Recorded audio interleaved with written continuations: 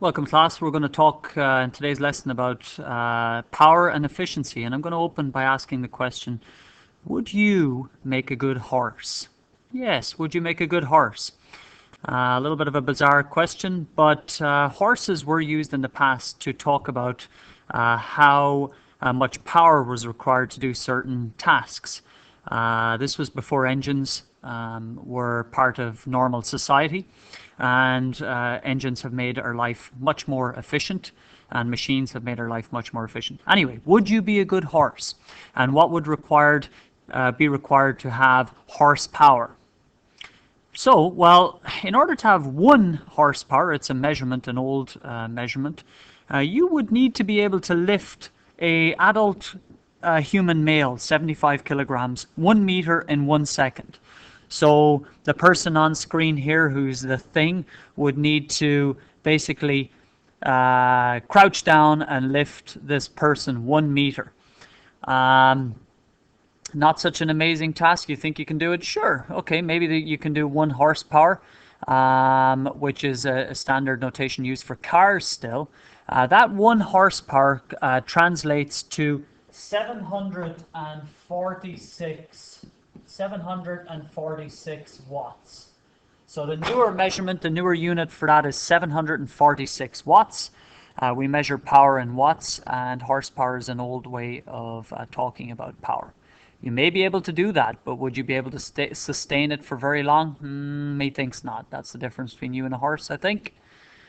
So we're going to talk about efficiency and power. We're also going to talk about efficiency. Many companies are trying to sway us by talking about how efficient their product is. Ooh, I've got the highest efficiency. No, I've got the highest efficiency. And they're all boasting about that. So we'll talk about what efficiency means in a physics sense. So efficiency, quite simply, is the usefulness of a machine. The proportion of the energy that was added to the machine or used by the machine, how much of that is made as useful energy. So it's shown by the formula energy out over in multiplied by 100. So it's the ratio of input energy to the useful output energy. Some machines are very efficient, some not so efficient. It is also can be looked upon as work. So work out over work in multiplied by 100. Multiplied by 100 because efficiency is normally shown as a percentage. Or even power out over power in multiplied by 100. The reason is work out, power is just simply work divided by time, delta time. And the delta time is the same in both of these instances. And if delta time is the same, then we can simply cross those out, and you end up back with work out over work in multiplied by 100. According to the law of conservation of energy, you can never have efficiency more than 100%. You guys are knee-deep in doing the perpetual motion assignment, so hopefully that should make sense to you. So efficiency is never more than 100% and normally quite lower. So just an example of some machines and energy sources. Maybe just have a quick look, pause the video and see whether you could guess which machines would be the most efficient and which energy sources are the most efficient. So just a quick recap on which ones are most efficient. Hydro is actually a very efficient energy source, as is the trusty bicycle and electric heater. And a gasoline vehicle, car, truck is actually very inefficient. So not much of the energy going in is used as useful energy. Most of it is wasted. So another example of a machine that wastes a lot of energy is an incandescent bulb. An incandescent bulb has an efficiency of only 2%, which is why the bulb on the left is laughing at the bulb on the right, which is sweating. Sweating for the incandescent bulb on the right is, I guess, could represent the heat that's coming off, because 98% of it is wasted as heat. It's not a great light source, but a great heater. Determine the amount of power actually turned into light. Okay, so when we look at efficiency, it's power out over power in multiplied by 100. What we're looking for is the amount of power that's actually output. So if we bring that 100 across, and we rewrite the efficiency 2%, we bring that 100 across and divide by it, we have 0.2 is equal to power out over power in. And we need to get power out on its own, just a simple reworking in algebra. And we'll find that power out is power in multiplied by 0.02. And it's 1.2 watts. So only 1.2 watts out of the 60 watts, because 60 watts was your power in, is used as light, is turned into light. Very, very inefficient. 60 watts in, 1.2 watts out. The rest is heat. Not great. Another example that you might want to write down in your example format is as follows. Ronaldo used a conveyor belt to transfer crates from the back of a track to St. Pat's loading dock, 1.6 meters below. The crates are placed on top of the conveyor belt. What speed will they have at the bottom if the conveyor belt is 85% efficient?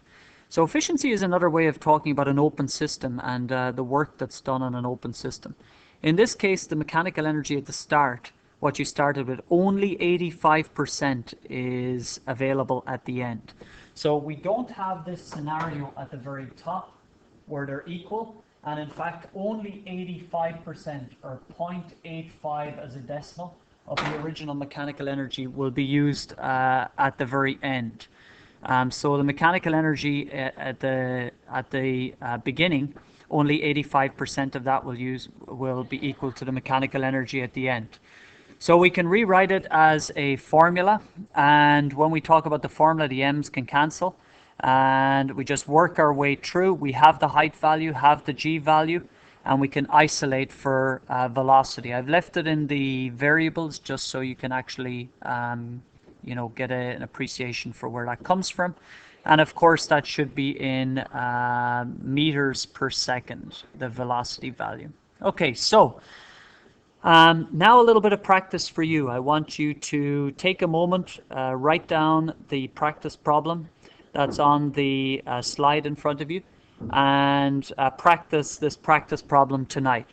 Joshly was raising a flag for her new roller coaster theme park and raised 150 kilograms. Wow, what a flag. On average, an average height of 18 meters by applying an average force of 2,299 newtons. Calculate the efficiency of the system. So remember, in order to get efficiency, we need to be able to get power out over power in, or energy out over energy in, or talk about it in terms of work, and then just rewrite that as a percentage by multiplying by 100. You should not have a value on top, the numerator, that's bigger than the denominator.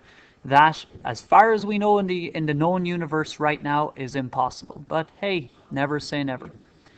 The second thing we're going to talk about in more detail tomorrow is power.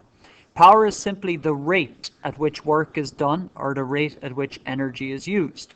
So it is change in work over change in time, or change in energy over change in time. So it can be written as either change in work over change in time, or change in energy over change in time. Work is power then is a measure of how fast energy is changing.